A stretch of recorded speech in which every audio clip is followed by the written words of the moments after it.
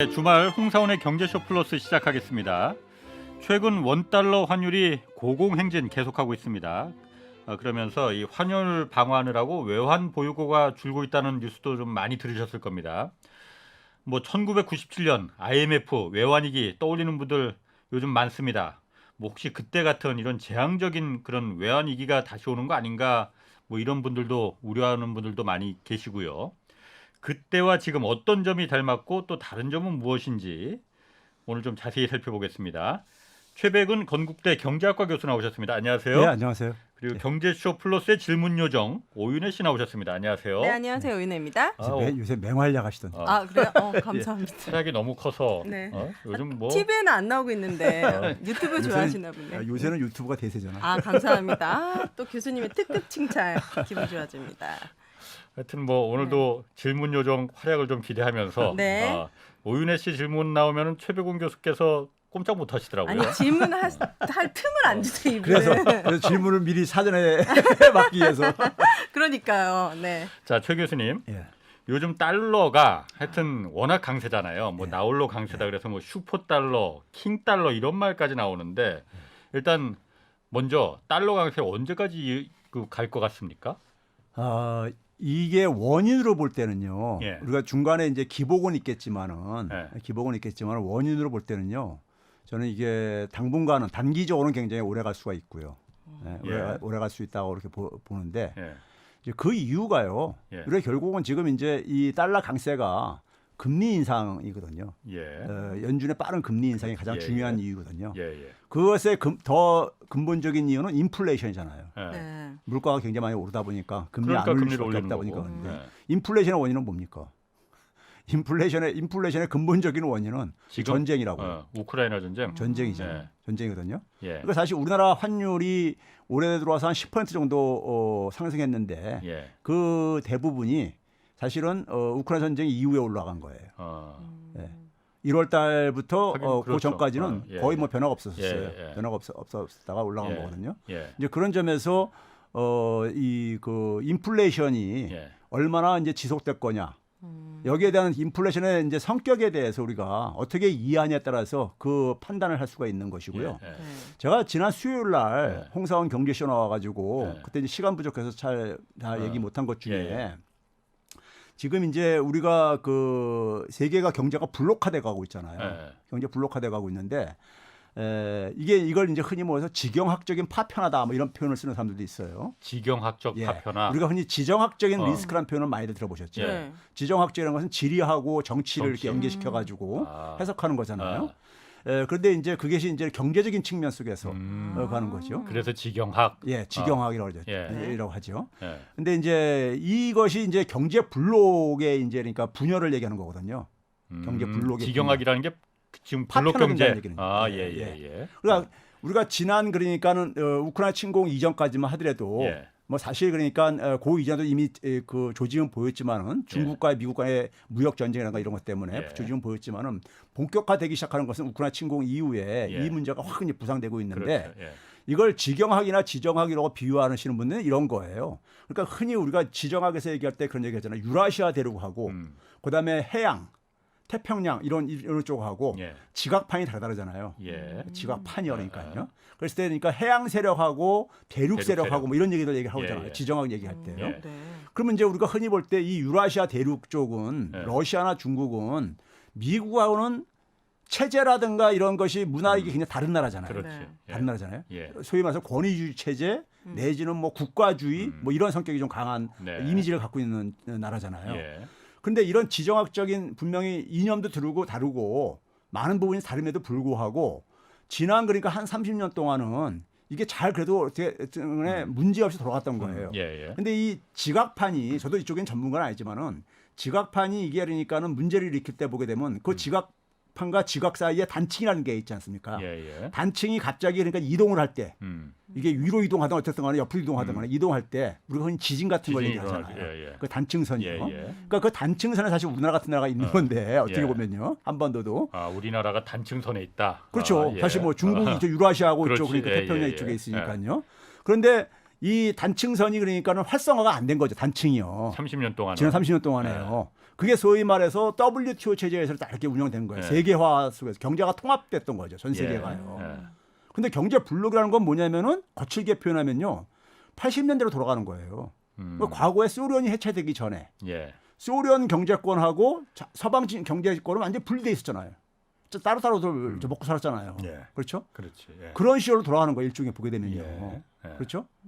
끼리끼리 따로따로. 그 당시는 저기 끼리끼리지. 오윤혜님이 저기 몇 년생인지 제가 모르겠지만은 80년대생입니다. 그러니까 80년대까지만 하더라도 네. 소련이뿐만 아니라 동구라파에 있는 그 유럽 국가들, 소위 동구 사회주 국가들을 하고 소련하고 그게 하나의 경제권을 형성을 해가지고 자기들끼리 주로 경제 교류를 했죠. 네. 그러니까 오늘날은 근데 그게 아니라 전 세계가 다 이제 하고 있잖아요. 네. 네.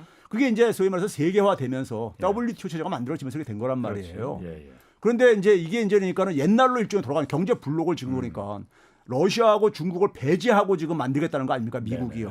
아, 지금 그래요? 미국이 얘기하는 게 그런 거 아니에요, 지금. 그러네. 예? 그걸 고립시키고 배제시키고 따로 공급망을 구축하자. 예. 이런 얘기가 최근에 뭐 프렌드 쇼링이라든가 지난주 수요일날 얘기한 것도 예, 그런 예. 개념이잖아요. 옐런이 와가지고 한 얘기도요. 예.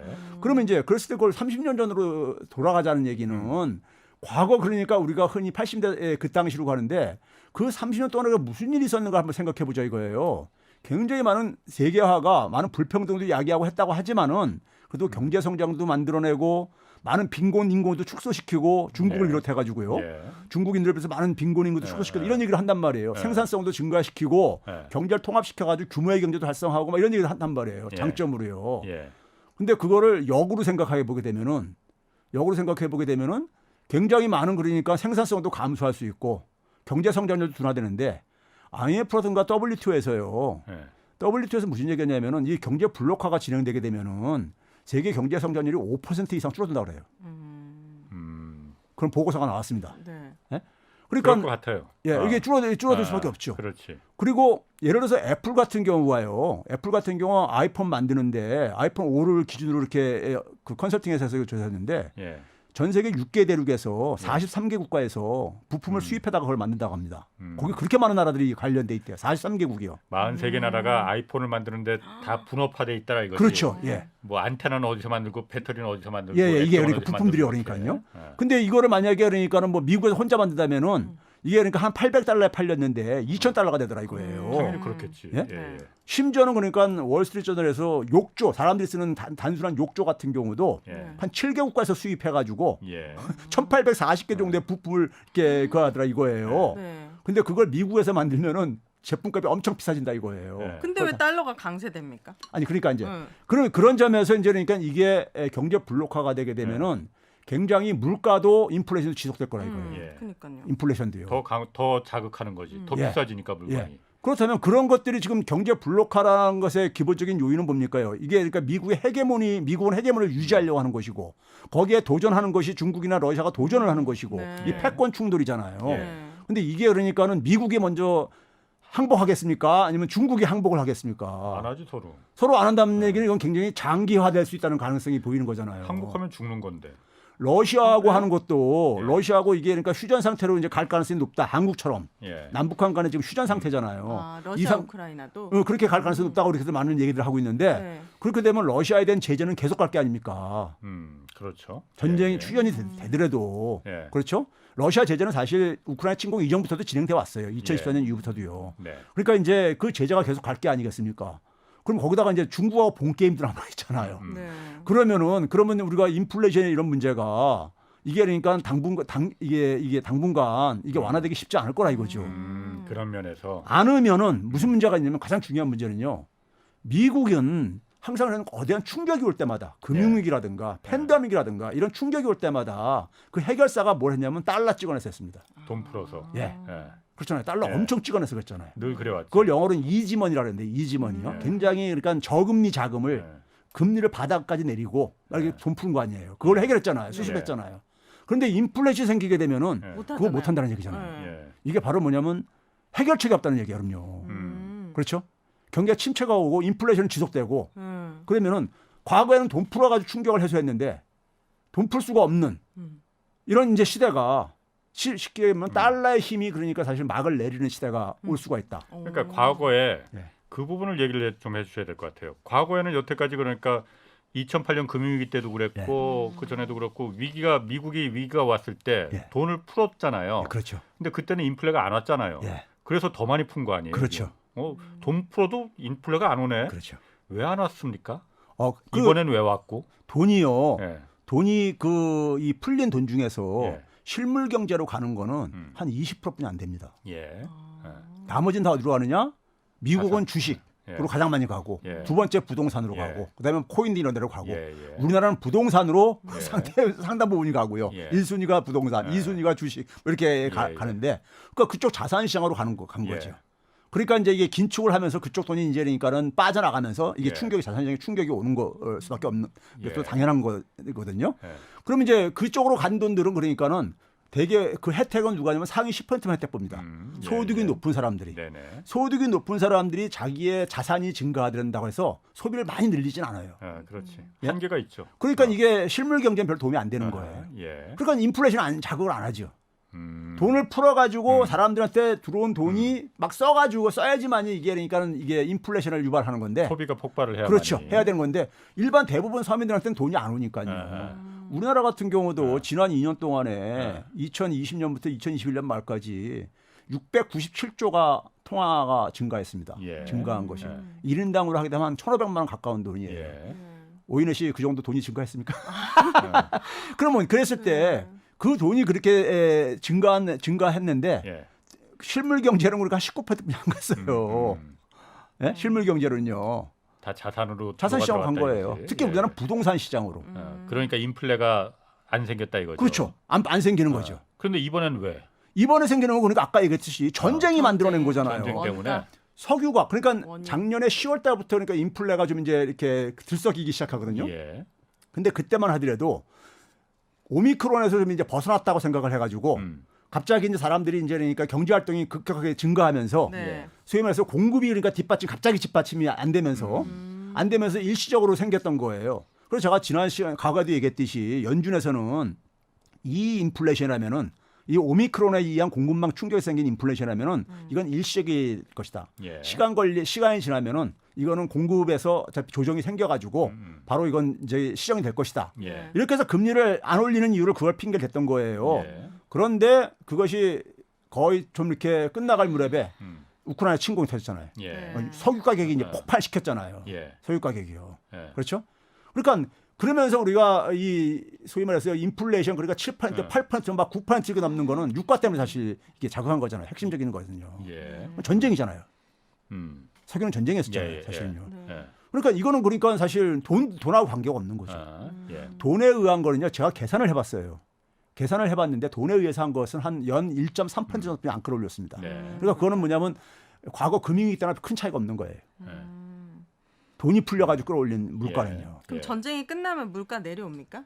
전쟁이 끝나더라도 아까 했듯이 제재가 계속해서 되게 되면은. 예, 예를 들어서 러시아 석유 그러니까는 못 쓰게 하겠다. 미국은 지금 그거 아니에요. 그러니까요. 그게 러시아의 경제를 뒷받침하는 러시아가 지금 굉장히 뭐냐면 무역수지 흑자랑 경상수지 흑자가 역대 최고를 기록하고 있어요. 오히려 그러니까는 러시아를 도와주고 앉아 있는 너무 거죠. 슬프네요. 역설적으로. 네. 그렇죠? 뭐 석유뿐만이 아니라 곡물도 지금 그러니까 말이에요. 공급이 부족하고. 예. 그러니까 러시아는 그러니까 전쟁을 지금 장기화하는 거예요. 자금이 있으니까 뒷받침이 되니까 돈이 예. 뒷받침이 되니까는. 그러니까는 이제 그 러시아에 대해서 그러니까 우리가 지난 수요일에도 얘기했지만 옐런이 와가지고 소위 말해서 석유 가격 상한제 이걸 이제 그러니까 도입하고 동참을 해달라 뭐 이렇게 요청하고 그런 거 아닙니까? 예. 석유 가격 좀 석유를 싸게 못 쓰게 하는 건 못 말리겠으니까는 이걸 그러니까 가격을 그러니까 싸게 사도록 강제적으로 그렇게 하자 이런 거 예. 하는 거 아닙니까요? 예, 예. 그런데 하여간 그건 제가 지난 수요일 날 설명을 드렸고 그러니까 이게 지금 뭐냐면 계속 제재는 지금 양쪽이 어느 한쪽이 지금 이걸 물러설 수 없는 저거잖아요. 네. 예? 네. 미국이 지금 이걸 가지고 자기들이 네. 그러니까 뭐 지금 우리가 졌다 이렇게 하겠습니까? 아니면 헤게모니를 지금 포기하겠습니까? 미국이요. 그건 가능하지 않아요. 그 가능성이 없다고 생각하잖아요.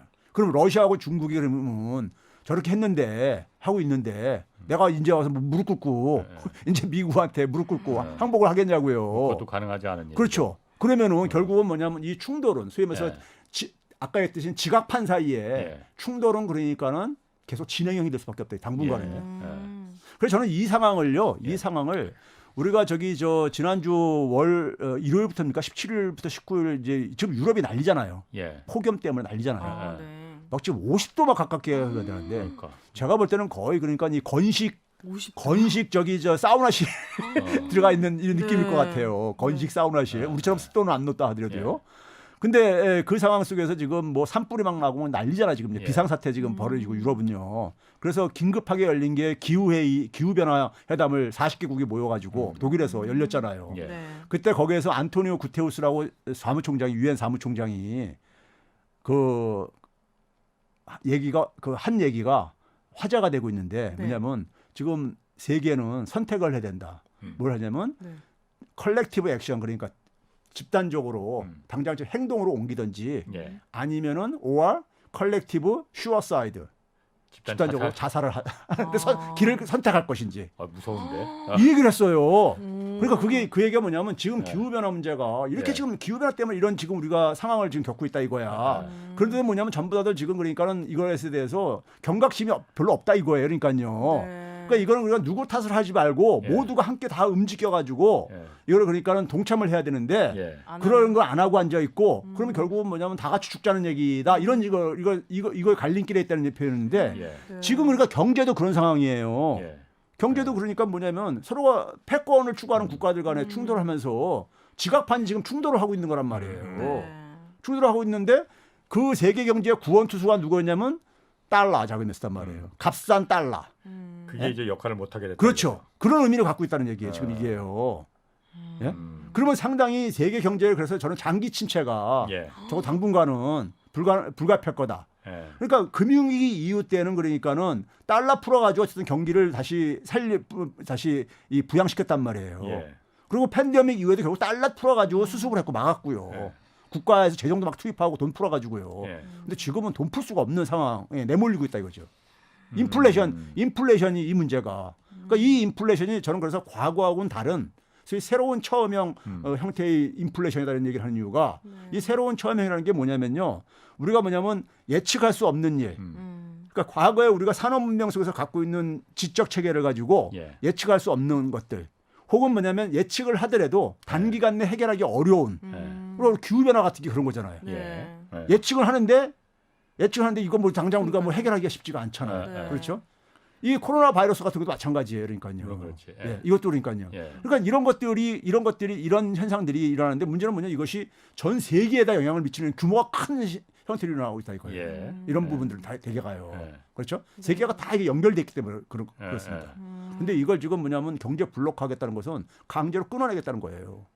그럼 이 경제 충격이 예. 우리가 상상하는 이상으로 올 거라 이겁니다. 그럼 예. 우리나라 같은 경우도 우리나라에 지금 그러니까는 외환위기 뭐 이런 얘기들이 회자가 되는 이유가 예. 지금 그거 아닙니까? 환율이 지금 굉장히 빠르게 폭등을 하고 있는. 예. 수요일 날 잠깐 언급했지만은 우리나라 환율이 지난 20년 이상 동안에 1,100원에서 1,200원 사이에서 되게 유지가 돼 왔어요. 네. 유지가 돼 왔는데 이게 그러니까는 1,200원 돌파, 1,300원 돌파. 근데 빠른 속도로 그것도 6월 달 이후에 그러니까 굉장히 빠른 속도로 가고 있단 말이에요. 예. 그러니까는 이게 빠르게 올라가는 상황 속에서 결국 뭐냐면 외환 보유가 줄어들고 외환 보유가 줄어들 뿐만 아니라 무역 적자가 이렇게 빠르게 지금 무역 적자로 전환되고 있는데 그래요. 무역 적자의 주요 요인을 보게 되면요. 대중 무역 적자 그게 뭐예요? 중국 아. 우리나라가 외환위기 전에요. 무역 적자에서 만성적인 무역 적자 국가였었는데 그 만성적인 무역 적자의 주 요인이 뭐냐면 대일 무역 적자입니다. 일본에 대한 무역 적자예요. 우리나라는 일본에 대해서 강화도 조약 이후에 한 번도 무역 흑자를 기록한 적이 없는 나라예요. 일본에 대해서는 예, 네. 지금까지도. 네. 그런데 그거를 커버한 것이 외환위기 이후에 중국으로부터의 무역 흑자예요. 커버한 게. 그래서 예. 우리가 무역 흑자로 전환이 가능했던 거예요. 네. 그러니까 중국에서 무역 흑자를 빼게 되면은 우리나라 지난 20년 중에서 절반은 무역 적자로 됩니다. 예. 근데 최근에 지난 더군다나 5월 달부터 중국에 대해서 무역 적자로 전환했어요. 네. 우리한테 가장 많이 흑자를 주는 나라가. 무슨 예. 일이 있었나요? 그러니까 수출이 급속하게 아. 줄어들고 있고 수입은 안 줄어들어. 그 구조가 좀 달라지긴 했어요. 중국하고 우리나라가 중국에 주로 팔아서 이득을 받던 게 중간재였는데 예. 사실 중국이 예전의 중국은 아니거든요. 지금. 그러니까 중간재 자급화를 예. 우리가 얘기를 하죠. 예. 얘기를 하는데 중간재 자급화가 진행된 거는 굉장히 오래됐습니다.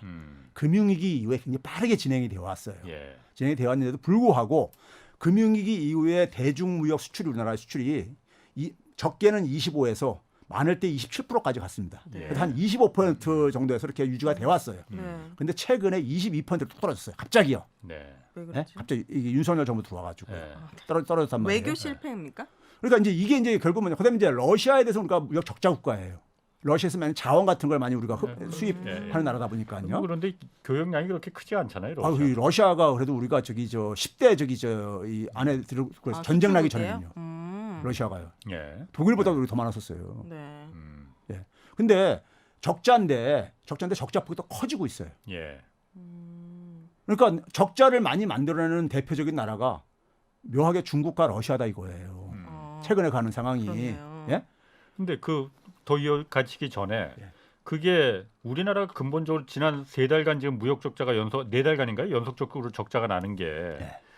수출도 물론 좀 약간 좀 증가량이 좀 줄어든 건 있어요. 그렇다고 수출량이 줄어든 건 아니고 그렇지만은 석유값 워낙 올라가고 환율 올라가니까는 수입이 워낙 많아지니까는 그것 때문에 좀 적자가 난 거 아니에요? 그 러시아나 중국 여기에 그야말로 기인한 게 아니고. 자, 제가 그래서 5월 달 네. 전과 정확하게 4월 전으로 이렇게 좀 나눠서 봐야 되는데 예. 작년 12월 달부터 그러니까는 예. 적자가 좀 이제 이렇게 그 나타나기 시작했었어요. 무역 적자가. 예. 근데 그 당시에는 1월 달, 그다음에 이제 2월 달 건너뛰고 이제 3월 달 이렇게 갈 때 보게 되면요. 석유가 영향을 미쳤어요. 예. 석유가 이제 그러니까 그때는 근데 이제 뭐 석유가 예. 아주 그냥 아주 폭발적으로 올라가지 않는 이상에는 뭐 120달러, 130달러 말이 넘어가지 않는 이상에는요. 예. 석유는 수입해가지고 우리가 정제를 해서 팔기 때문에 그렇지. 예. 최근에 우리나라가 수출이요. 예. 수출이 그러니까는 6월 달에 그러니까는 갑자기 뚝 떨어지고 예. 5월 달까지는 그래도 퍼센테이지로는 두 자릿수가 유지됐던 이유가 네. 석유 제품이 받쳐준 겁니다. 예. 석유 제품이. 그러니까 뭐냐면 수입한 석유 가격이 올라가니까는 그걸 정제해서 파는 석유 제품도 가격이 올라간 거예요. 예. 네. 그러니까 양으로 볼 때는 근데 많이 줄어들기 시작했습니다. 네. 줄어든 거예요. 예. 그러니까 이제 그 작년 연말부터 그러니까 진행된 것 중에서 연초까지는 석유가 분명히 그 역할을 했어요. 무역 적자에서요. 예. 그런데 그 부분이 5월 달 이후에 중국과 러시아가 러시아는 이제 3월 달 이후부터요. 예. 전쟁이 난 이후부터요. 그다음에 중국은 그러니까 5월 달 이후에 적자로 전환됐다 이겁니다. 그렇지. 중국은 뭐 석유하고도 그러니까. 관계 없잖아요, 사실은요. 중국하고 무역 수지 적자가 났다는 건 사실 매우 중요한 지금 그러니까요. 시점이거든요. 예. 그런데 이 상황 속에서 우리가 중국과의 관계를 그러니까 미국이 지금 그러니까 중국과의 지금 그러니까 본 게임을 지금 남겨두고 있잖아요. 시작도 안 했군요. 그렇죠. 네. 아직. 예? 근데 근데 지금 그 얘기가 좀 너무 길어지는데 예. 사실 지금 그 외환위기 가능성 예, 이 예. 부분 좀 얘기를 해야 되는데. 예. 이걸 이제 지금은 그러니까 우리가 이렇게 상황이 악화되는 게 예. 기저에 인플레이션이 있다 이거예요. 아하, 근데 외환위기 당시에는 우리가 흔히 인플레이션율을 얘기할 때 예. 올해 이제 그러니까 6월 달에 6%를 지금 얘기를 할 때 98년도 외환위기의 최고라고 얘기를 하잖아요. 예. 근데 외환위기 이후에 그러니까 한 9%까지 올라갔었습니다. 인플레이션율이 그러니까요, 막. 예, 그때는요. 그런데 워낙 오래돼서 다 잊어버렸어요. 외환위기 이전에 90년대는요. 예. 평균 인플레이션이 한 5% 됐었어요. 아 그때는 예. 그때도 높았네요. 그러면. 높았었어요. 그때는요. 워낙. 네. 우리나라가 이 물가가 2% 이내에서 관리되기 시작한 것이 2000년대 이후예요. 2000년 이후부터 이게 이제 저물가 시대가 이제 돌아온 겁니다. 예. 그러니까 5% 정도 되다가 예. 갑자기 9%가 쭉 올라간 건데 예. 이거는 뭐냐면은 잠깐 이렇게 올라갑니다. 예. 이게 뭐냐면은 외환위기 터지면서 환율이 우리나라가 800원대에 이렇게 있다가 그렇죠. 예. 1,900원을 돌파하고 있었습니다. 진짜 그런 적 있어요? 97년도 12월 달에. 2,500원 이렇게도 갔었는데. 아, 그래요? 저기 1,900원. 종가로 이렇게 갈 때는 아. 1,900원까지 갔었어요. 아. 그러니까 그 당시에 그러니까는 뭐 저기 그 달러를 많이 확보했던 사람 엄청나게 돈 벌고 그렇네요. 그랬었어요. 네. 예. 그러니까 그 당시에 금리도요 막 24%막 이렇게 올라. 그런 때도 있었어. 예. 네. 그래가지고 돈 있는 사람들은 이대로 뭐 이대로 좋다고. 네. 돈 있는 사람들은 막 이런 말도 돌고 그랬었어요. 시중에요. 네. 근데 이제 그건 환율이 예. 이렇게 폭등을 하면서 생긴 네. 인플레이션이었어요. 예. 네. 5% 했던 게 9%로 가까지 간 거는. 그렇죠? 네. 환율이 올라가게 되면 수입 물가가 폭등하는 거니까. 그렇지. 예, 그렇죠? 예. 근데 이제 뭐냐면은 그 외환위기가 진정되면서 예. 1998년도 연말 정도 되게 되면요. 다시 외환위기 전으로 돌아갑니다. 5% 정도 돌아가요. 예. 환율이 1,200원으로 떨어지면서요. 떨어지고. 예. 네. 우리나라 이제 그러니까 IMF에서 구제금융 받아가지고 예. 이게 외환위기가 좀 진정이 되고 그러면서 그러면서 이제 수출도 증가하고 환율이 크게 올라갔으니까요. 그렇죠. 그러니까 800원대에 있던 게 1,100원대로 이렇게 올라가 버렸어요. 예. 1,200원까지 올라갔으니까 예. 수출量잘 됐죠. 예. 네. 특히 대기업들 신났죠. 그 예. 당시에. 예. 그래가지고 이게 그러니까 진정이 된 거예요. 예. 그러니까 그 당시에 인플레이션은 외환위기의 결과인 거고 예. 지금은 뭐냐면 위기의 촉발자가 인플레이션이에요. 겁니다. 아, 전후가 바뀌었네. 네, 바뀌었죠. 예. 상황이 다른 게 바로 예. 그 얘기라는 예. 얘기예요. 촉발제. 예. 예? 지금은 촉발제죠. 인플레이션이요. 아니 그 촉발제라고 하는 건 외환위기가 온다는 거예요, 그러면은? 아 그러니까 지금 이렇게 됐을 예. 때 우리가 지금 얘기한 게 뭐냐면 인플레이션이 생기면서 예.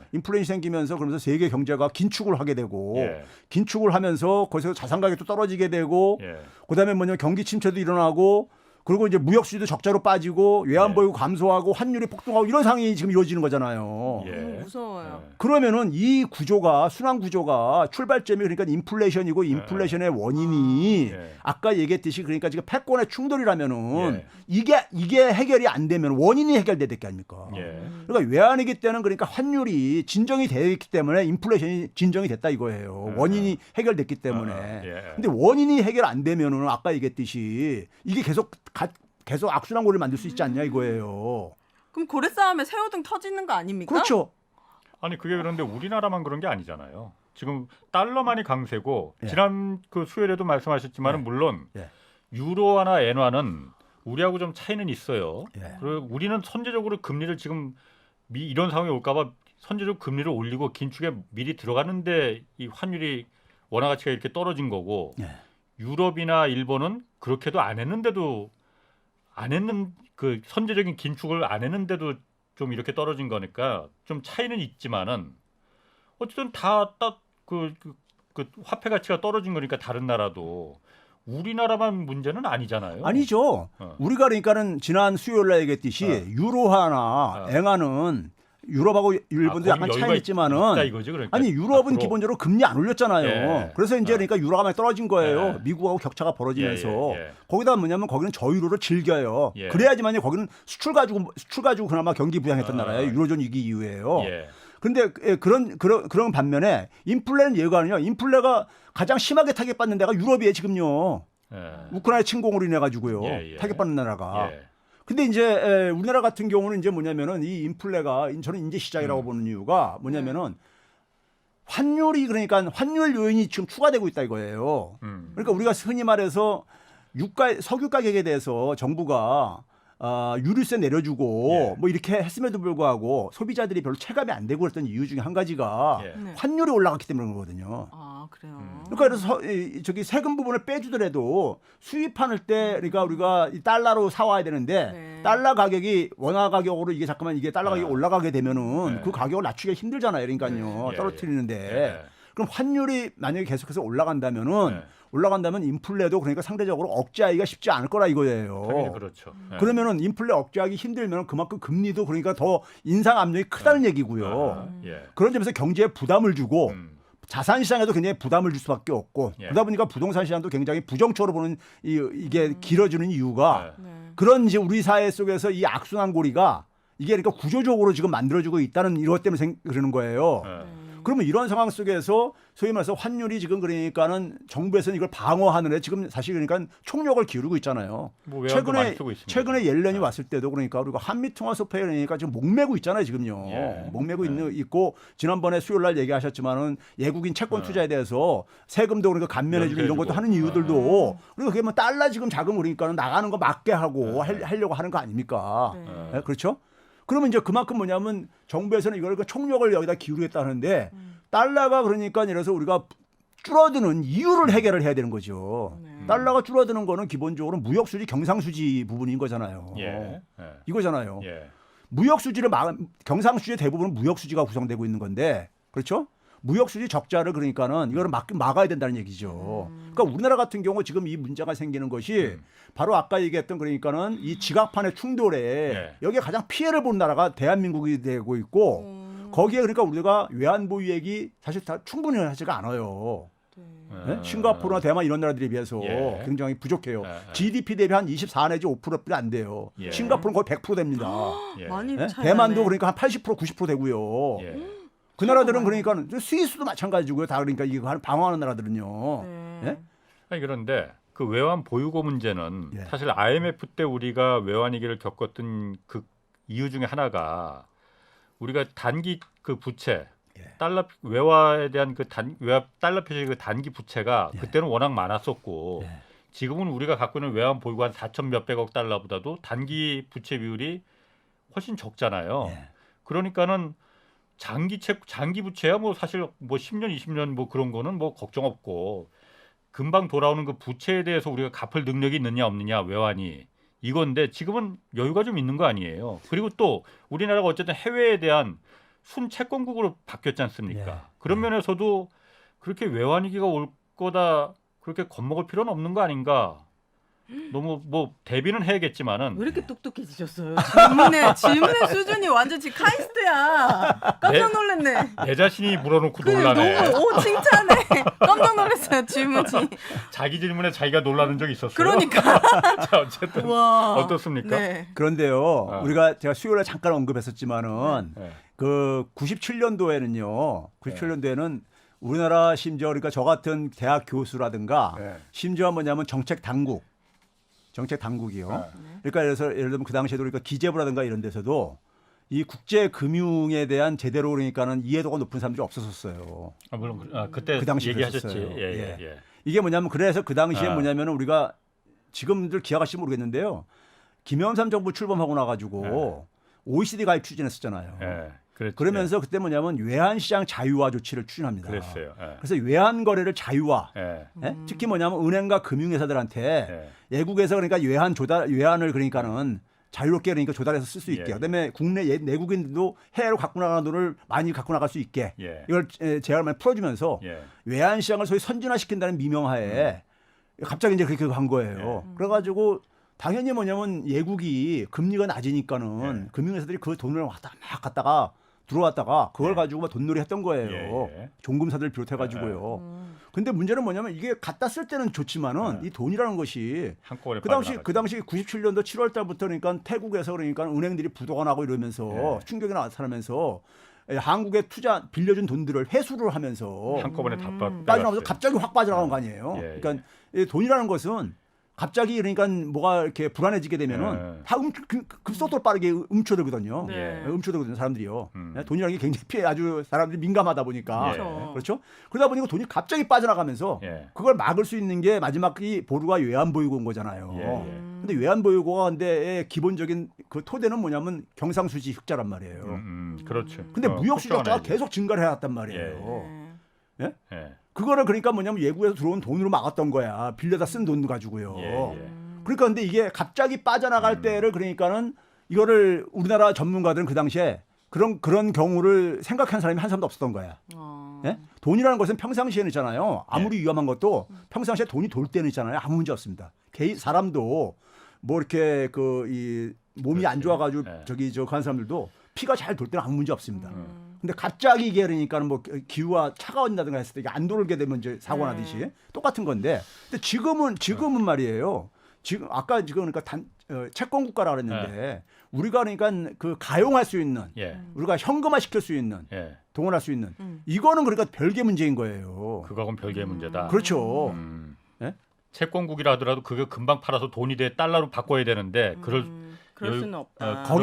거기다가 뭐냐면 제가 우려하는 건 이거죠. 이것이 구조적인 문제라고 할 때 사람들이 시장이 그러니까 한국에 대해서 불안을 느낄 때 그다음에 뭐냐면 거기 투기 세력도 제가 되면 가세를 하고 그랬을 때 그때는 뭐냐면 계속해서 환율 상승에 베팅을 이제 계속 이제 할 수가 있는 이런 흐름이 형성되게 된다 이거죠. 저 질문 단답형 하나만 해도 됩니까? 짧게 해야 되는데 진짜 지금 짧게. 2부가 진짜 단답형으로 해주세요. 패권 국가들의 싸움이 안 일어날 가능성은 없는지, 그리고 만약에 일어난다면 중국과 미국 중에 어느 나라가 이겼을 때 우리나라한테 유리한지. 패권 아까 얘기했듯이 패권권의 싸움이 안 날 가능성은 지금으로서는 거의 없고요. 제로고 만약에 싸운다면 싸웠을 때 우리나라는 둘 다 그러니까 다 좋은 건 없습니다. 그건 정답이 없어. 그거는. 뭐야? 좋은 거 없어요. 답이 없군요. 알겠습니다. 1부는 여기서 좀 마치고 네. 그 2부 지금 저희가 그 이번에 특집으로 마련한 내가 경제스타 K 이거 좀 이어가겠습니다. 자, 지금 여러분께서는 홍사원의 경제쇼 플러스 듣고 계십니다.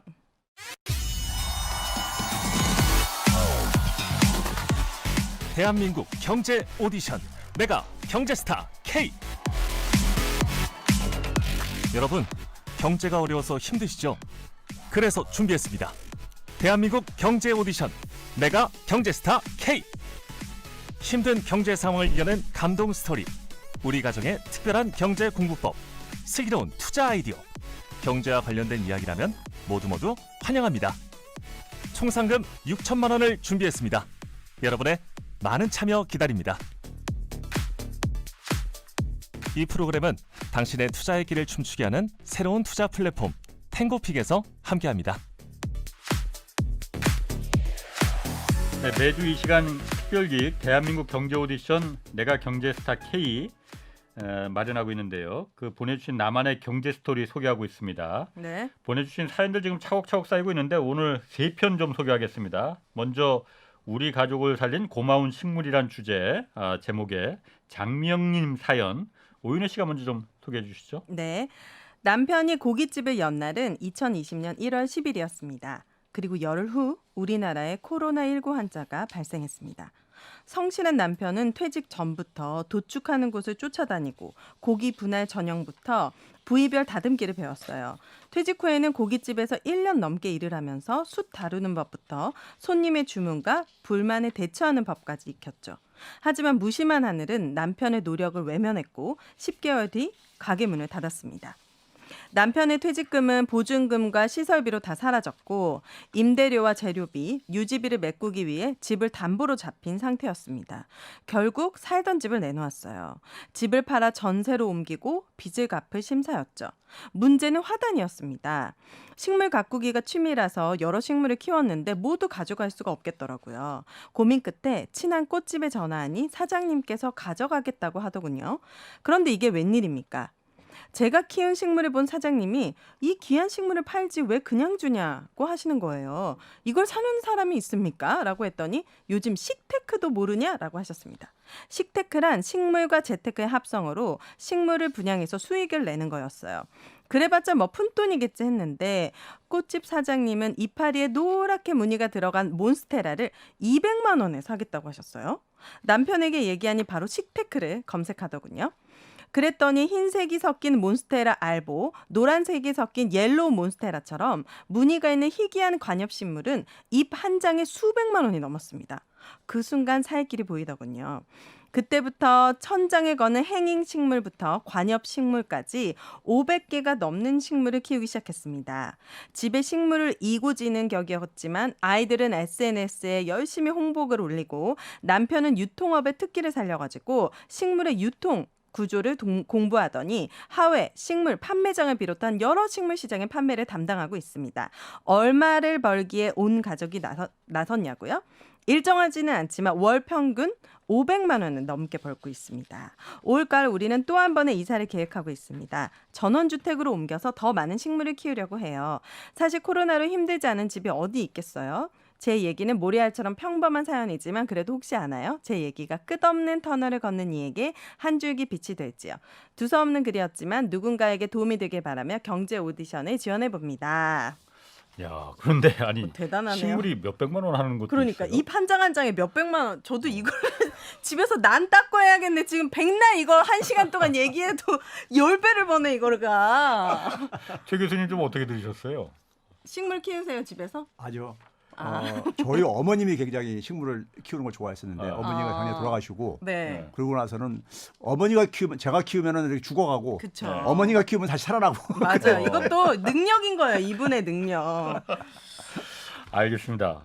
그런데 난 식물이 그렇게 몇백만 원씩 하는 건 그 식물이 또 키우다가 죽기도 잘 죽잖아요. 또 그래도 그러면 잘 키우면 또 엄청 멋있게 잘 자랍니다. 그러니까 이게 세상이 바뀌고 있는 거예요. 그러니까요. 예. 이런 것들이 돈이 되는 그러니까 세상. 저희 세대 홍 기자님이랑 저희 세대 같은 네. 경우는 이런 거를 사실 이렇게 즐길 예. 그런 여유가 없었잖아요. 네. 그러다 보니까는 그렇지, 그렇지. 이런 게 예. 그러니까 사람들한테 이렇게 수요가 이렇게 있는지도 모르고 있었던 음. 것이죠. 세상이 변했는데. 그러네요. 변하고 있습니다. 자, 그러면은 이번에 사연 또 하나 좀 소개해드리겠습니다. 울산광역시에서 마흔을 앞둔 직장인 가장께서 보내주신 사연인데 이번에는 목소리 좋은 제가 한번 읽어보겠습니다. 네. 대한민국의 80년대생이 그렇듯이 저 역시 10대 시절 IMF 외환위기에 칼바람을 맞았습니다. 상고 졸업 후에 은행에 입사해서 지점장까지 지내신 아버지는 희망퇴직으로 받은 돈을 사업에 쓰셨고 사업은 실패했고 그래서 집은 경매로 넘어갔습니다. 근데 한 번 찾아온 불행은 끈질기게 붙어있더군요. 어렵게 대학을 졸업하고 취업하고 결혼하려고 했지만은 어머니께 맡겨놓은 돈은 아들을 납치했으니 돈을 보내라 이런 보이스피싱 한 통에 다 날아갔습니다. 5년간 죽을 둥 살 둥 모은 돈이 증발하자 모든 의욕이 사라졌습니다. 그런데 참 이상하죠. 마음이 텅 비자 객관적으로 제 상황을 보게 됐습니다. 저는 감정을 배제한 채 엑셀 프로그램 열어서 세로 방향에는 1년씩 더한 연도를 쓰고 가로 방향에는 수익, 지출, 잔액을 썼습니다. 이렇게 만드니까 제 삶의 남은 기간이 40년 정도 된다고 봐도 엑셀 화면에서 스크롤을 내릴 필요가 없었습니다. 그래서 1년에 2천만 원씩 5년 동안 1억을 모은다는 매우 단순한 그런 계획이 나오더군요. 1억이라는 목표는 당시 울산의 아파트 가격을 기반으로 한 것이었습니다. 1억이라는 종잣돈만 있으면 나머지는 대출받아서 집을 살 수 있겠구나 이런 생각이 들었습니다. 그때부터 저는 부동산에 관한 각종 자료를 분석하기 시작했습니다. 화학공학을 전공한 공돌이라 기대 인플레이션이며 경기지수며 이렇게 공부할 것 투성이었지만은 몇 년간 데이터를 따라가다 보니까 주기적으로 반복되는 상승과 하강 곡선이 보이고 저만의 경제 기준이 섰습니다. 하늘도 제가 준비가 됐다고 이렇게 여긴 걸까요? 2017년에 아파트 청약에 당첨이 됐습니다. 당시 울산 부동산은 주택 과잉 공급과 조선업의 위기로 끝없이 하락했지만 저는 확신했습니다. 현재는 과거의 데이터를 토대로 나오는 거니까 미래도 이 흐름대로 갈 것이다. 다른 사람 말에 현혹되지 않고 정부의 정책 움직임에 일희일비하지 않고 저만의 경제 주기를 따른 그 결과는 결국 옳았습니다. 그때 산 집은 2배 이상 올랐고 사랑스러운 아내와 2 아이와 함께 있는 지금 저희 집은 너무나 따뜻합니다. 이런 사연 보내주셨습니다. 정말 이분 대단하네요. 보이스피싱으로 그렇게 되게 힘들 때 이런 지혜로운 생각을 하신다는 게. 주변에 그런데 그 보이스피싱 네. 저만 해도 그걸 누가 당하나 이렇게 생각 의외로 많습니다. 그럼요. 젊은 분들도 다 의외로 당해요. 맞아요. 이 위기를 극복으로 네. 정말 해내신 그러게. 너무 지혜로운 분이었습니다. 이게 그 전화위복이 이런 케이스 아닌가 맞아요. 이런 생각도 들고 네. 자신만의 경제 주기를 따른다는 게 사실 이게 어렵기도 하지만은 그걸 그대로 그 주기를 내가 만든 경제 주기를 따라간다 이것도 쉽지 않은 일인데 최 교수님 좀 어떻습니까? 어떻게 들으셨어요? 그러니까 이제 저런 분들이요. 예. 저런 분들이 자기 나름대로 네.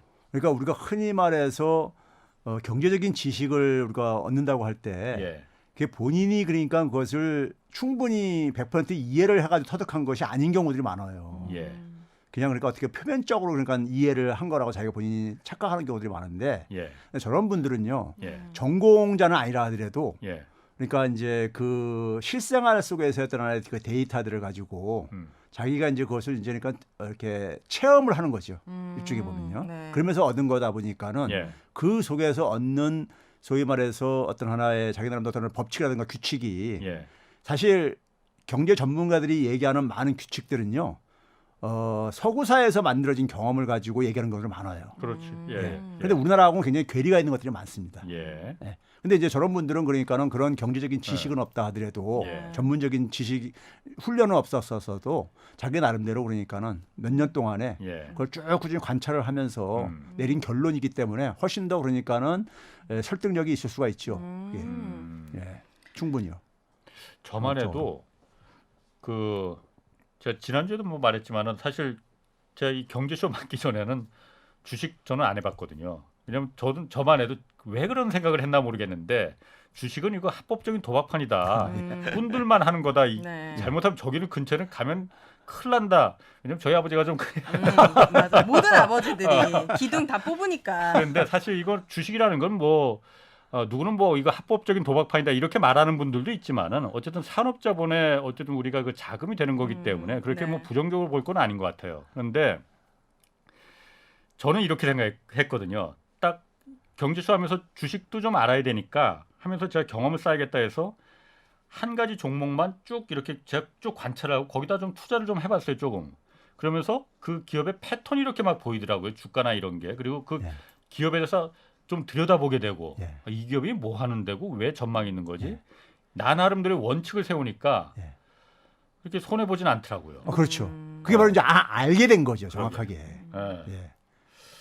아 그리고 이분이 보니까는 10대 때 IMF 외환위기 맞았다고 하셨잖아요. 대충 이제 나이가 그렇죠. 어느 정도 이게 이제 그 80년대생. 돼요. 80년대생이니까. 예. 네. 사실 그때 당시에 이분 뭐 아버님도 정리해고 뭐 당하셨다 그러죠. 워낙 많았잖아요. 정리해고. 그렇죠. 예.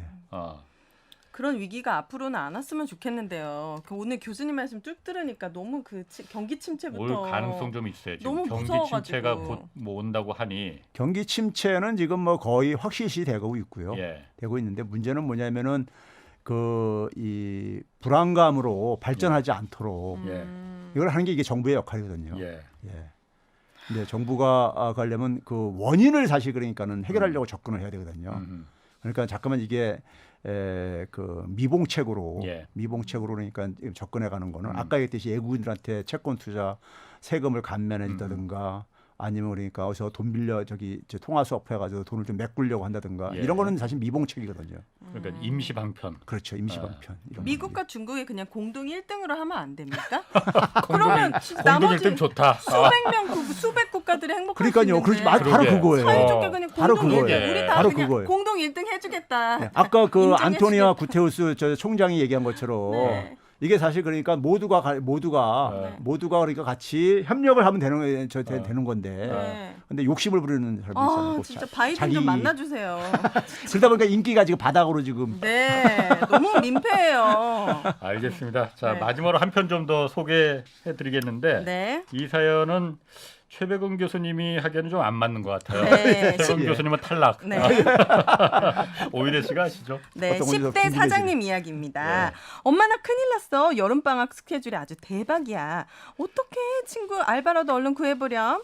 안녕하세요. 저는 넷땡땡 스토어에서 액세서리 쇼핑몰을 운영하는 김나리입니다. 얼마 전에 제 유튜브가 추천 영상에 떴는지 갑자기 주문량이 엄청 늘었거든요. 쇼핑몰을 작년에 열었습니다. 원래 액세서리를 좋아하는데 비즈 팔찌를 한번 만들었더니 엄마가 이쁘다고 팔아보라고 하더라고요. 엄마는 천연비누 만들어서 스토어에 팔고 계세요. 학교 다니면 못할 텐데 코로나로 온라인 수업 중이기 때문에 시간이 많거든요. 그래서 용돈 모아둔 거 39만 원으로 재료랑 포장지 사고 스티커도 주문하고 얼떨결에 학생이지만 사장이 됐답니다. 그런데 어떻게 알고 주문이 들어오는지 너무나 신기했습니다. 처음 주문한 손님은 저 같은 학생이었습니다. 그래서 감사하다고 손편지도 쓰고 예쁜 스티커도 엄청 넣어드렸어요. 홍보도 하면 좋다고 해서 유튜브랑 틱톡, 인스타도 열었습니다. 비싼 카메라는 아니고 폰으로 찍어서 폰으로 직접 편집해서 올려요. 친구들도 브이로그 많이 하니까 그건 별로 어렵진 않았습니다. 그래서 매출이 얼마냐고요? 많은 분들이 그걸 제일 궁금해하는데 자세한 건 공개할 수 없지만 순이익만 100만 원 중후반대입니다. 친구들은 좋은 대학 가려고 공부하는데 불안하지 않냐고 물어보시는데 전혀 불안하지 않습니다. 저희 부모님은 대학은 언제든 가고 싶을 때 가라고 하세요. 저도 지금은 대학보다는 3년 안에 돈을 더 모아서 저의 브랜드를 만드는 게 꿈입니다. 엄마가 라디오 듣다가 이런 게 있다고 알려줬는데 혹시 제 쇼핑몰이 소개되면 홍보도 되겠죠? 저 꼭 뽑아주세요. 그리고 저 같은 10대 사장님이 더 많아지면 좋을 것 같네요. 10대 여러분 생각처럼 어렵지 않답니다. 아 이런 건 제가 박수 치고 싶어요. 너무 귀여워요. 너무 아니, 기특하고 아니 정말 이런 학생들이 많아지면은 한국 사회의 희망이에요. 맞아요. 책상에 앉아서 그렇죠. 영어 단어 하나, 수학 문제 하나 더 푸느라고 낑낑대는 거 네. 이런 학생이 저는 희망이라고 봅니다. 그리고 자기 좋아하는 걸 찾았잖아요. 그러니까. 만들고 이거 네. 진짜 네. 보니까 어머님한테 손재주를 물려받으신 것 예, 같아요. 예. 어머니도 천연비누 만들고 이거 진짜 좀 손재주가 있어야지 비즈팔찌도 만들고 하는 거거든요. 그리고 저게 지금 뭐 작은 돈이라고 할지 모르겠지만은 비즈니스에 대한 것을 지금 그러니까 체득하고 있는 거거든요. 예, 예. 근데 저걸 다시 그러니까 많은 학생들은 그냥 네. 교실에서 예. 교과서에서 얻는데 예. 이분은 직접 지금 그러니까 경험을 통해서 자기가 예. 체득하는 거잖아요. 이거 굉장히 소중한 경험이거든요. 100만 원 주는 때 순위 이런 분들이 나중에 사업으로 어떤 식으로 확장될지 모르는 거예요. 이게 그러니까요. 근데 이런 경험이 없는 사람은 시작 자체를 그러니까 잘 못하죠. 이게 굉장히 안 돼. 그러니까 요즘에 대부분의 청소년들이 왜 공부하는지 자기가 뭘 해야 되는지를 그렇죠, 결정 모르죠. 못하잖아요. 이 학생은 자기가 좋아하는 걸 하는 찾아낸 거잖아요. 거죠. 그러니까요. 너무 저희 딸도 이렇게 키우고 네, 싶고 파이팅입니다. 부모님이 정말 교육이 정말 잘 돼 있는 것 같아요. 앞으로 사실 그 아까 대학이라는 게 부모님이 별로 아까 그랬잖아요. 대학은 네가 가고 싶을 때 가고 싶을 가면 때 된다. 가라. 그거 굉장히 좋은 저기. 안 가도 괜찮고. 그렇죠. 예. 알겠습니다. 그런데 이분 어디 쇼핑몰이에요? 그럼 아까 내 땡땡이는 네이버 온 것 같고. 네. 어. 그리고 교수님께서는 이 학생 이제 부모님께서 대학은 뭐 가고 싶을 때 가라고 했는데 대학 교육보다 이렇게 이 아이가 이렇게 살아 경험하는 것이 더 좋은 교육이라고 보십니까? 저는요 이렇게 하다가 네. 본인이 뭘 더 배우고 싶을 때 목적이 뚜렷할 그렇게 때 해가지고 대학 가면요 많은 대학생들은요 자기가 그냥 고등학교 졸업했기 때문에 대학을 오는 경우들이 많아요. 어떤 목적 의식 없이. 네. 그러니까 우리가 흔히 중학교 졸업하고 나서 고등학교 가는 게 당연한 걸 생각하듯이 대학교도 그렇게 가고 예. 대학교 나오면 대충 먹고 살겠지 하는 막연한 생각으로 그냥. 예. 점수에 맞춰서 전공 그렇죠. 가고 이렇게 하고 예. 하다 보니 그런데 이 학생은 자기가 하다가 내가 좀 뭘 더 배우고 싶다는 생각이 들 수도 있잖아요. 네. 그때 하게 되면 훨씬 더 효과도 클 수 있죠. 맞아요. 예. 그럴 것 같아요. 그러니까 제 생각은 제가 사실 유럽의 청소년들은 왜 행복할까? 같은 청소년기에 마음껏 뛰놀고 축구하고 체력 기르고 이런데 한국 학생들은 그게 불가능하잖아요. 그렇죠. 왜 그럴까? 이런 학생들이 많아져야만이 자기가 하고 싶은 일을 해서 성공하는 학생들이 그 케이스들이 많아져야만이 한국의 학생들이 행복해집니다. 그렇죠. 근데 우리나라는 여전히 아직도 많은 저 기성세대들이 네. 대학을 나왔느냐 이런 거 가지고 고졸자에 대한 어쨌든 간에 어떤 편견이라든가 그렇죠. 이런 것들을 갖고 있는 게 심하잖아요, 우리나라는. 그렇죠. 여전히 그렇죠. 그러다 보니까 그런 것들을 아이들이 그러니까 오히려 저 발목을 잡고 있는 거죠. 예. 제가 10대 때만 하더라도 경제관념이란 것 자체가 없었거든요. 집에서 그냥 용돈 받아 그렇죠. 쓰고 예. 그리고 요즘 가장 아쉬운 것이 금융 수업 같은 게 좀 중학생이나 고등학생들이 좀 필요할 것 같은데 네. 아예 그런 게 없이 그냥 딱 사회에 나와버리니까 집값이 이렇게 비싸다고? 근데 월급은 이만큼밖에 안 된다고? 하다 보니까 더 현실 감각이 떨어지는 것 같아요. 그게 이제 그러니까는 중고등학교 때부터 일찍 하면 좋지만은 저는 그래서 이게 남성들 같은 경우는 군대 가 있는 동안에도 그러니까 우리가 무슨 뭐 그냥 뭐 이렇게 뭐 안보 교육 이런 것도 하지만은 그보다도 이런 금융 교육 같은 것을 약간 이렇게 이수를 하게 이렇게 해가지고 그걸 학점으로도 그러니까 인정을 해주고 예? 이렇게 해주게 되면은 그 자기가 그 복무 기간 동안에 좀 그러니까 학업이 그러니까 좀 연장되는 이런 이건 나중에 지금 현재 대학생이 아니라 하더라도 나중에 들어가게 되면 그 학점을 그러니까 사용할 수도 있고 아니면 자기가 금융에 대한 지식도 그러니까 터득할 겸 해가 이렇게 좀 그 군인들도 군인들의 시간을 좀 유효하게 괜찮네요. 해주는 것도 필요하다고 생각이 들어요. 네, 알겠습니다. 오늘 이 사연이 소개된 장미영님, 김나리님 그리고 40대 가장 이 세 분께 감사드리겠습니다. 그리고 아울러서 월 장원에 나가실 수 있는 기회도 함께 드립니다. 세 분. 여러분의 경제사연은 홍사원의 경제쇼 홈페이지에 올려주시면 되고요. 12월 9일까지 진행되니까 많은 참여 바랍니다. 그리고 오늘 여기서 마치겠습니다. 오늘 함께해 주신 최백은 건국대 경제학과 교수 그리고 오윤혜 씨 두 분 고맙습니다. 네, 감사합니다. 자, 홍사원의 경제쇼 플러스 마치겠습니다. 고맙습니다.